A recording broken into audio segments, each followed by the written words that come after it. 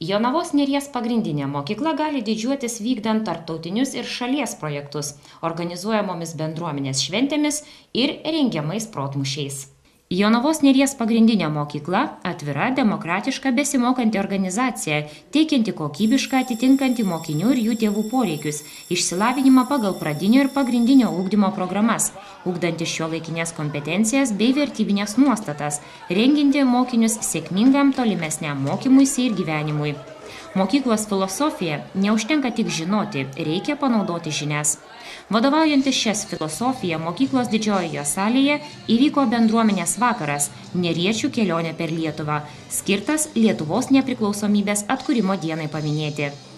Pasak mokyklos bendruomenės, kovo 11 sugrąžino mums laisvę, tad šią dieną reikia deramai pasitikti. Renginio pradžioje visiems susirinkusiems keltas klausimas, kasgi ta tėvynė. Pasakota, jog prieš 11 000 metų prie Baltijos jūros apsigyveno pirmieji žmonės. Kalbėta, kodėl reikia branginti lietuvių kalbą.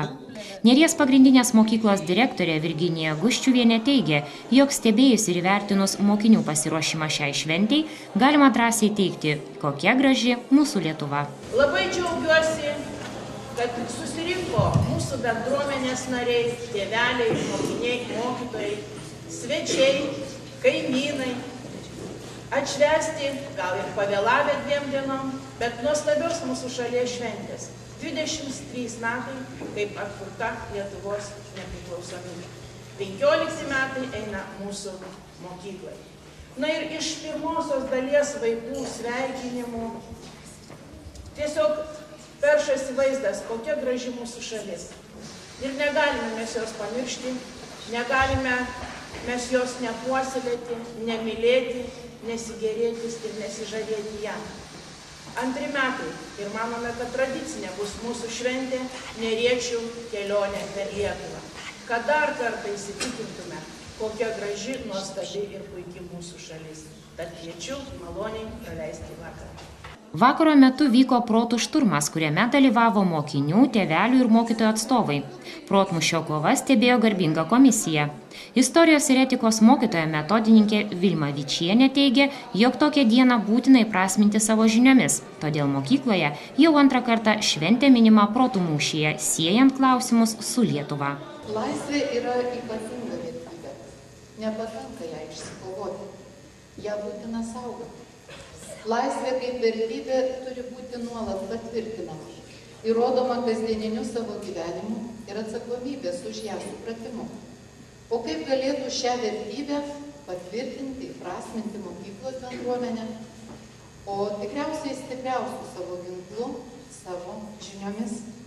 Idėja štai taip, susibūrus draugėn, bendraujant, dalintis žiniomis ir patirtimi, pažymėti Lietuvos nepriklausomybės dieną kilo prieš metus su jaunajai mūsų kolegijai, istorijos mokytojai Irmai, kuri šiandien yra pas mus svečiuose.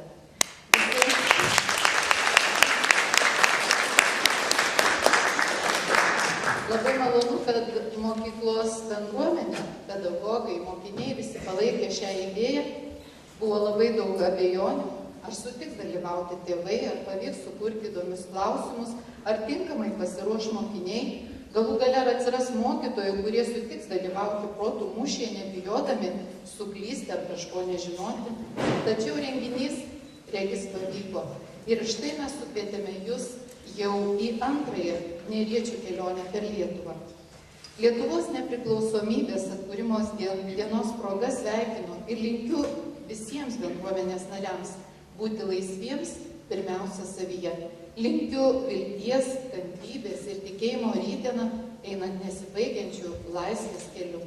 Na, o visiems šio konkurso protų mūšio dalyviams linkiu sėkmės.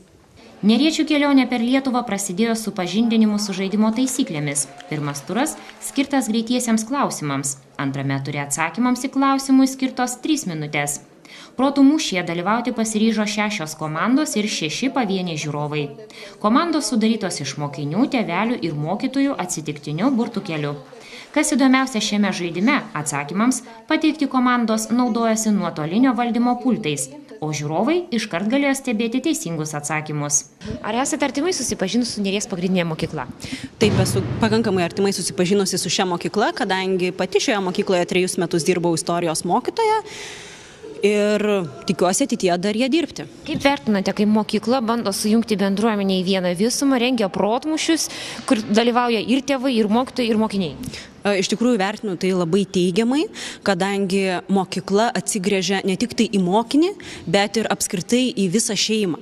Tai ir į tėvus, ir netgi prie to šeimos, galima sakyti, pritraukia ir mokytoją. Taigi mokytojas, mokinys ir tėvai tarsi viena didelė šeima.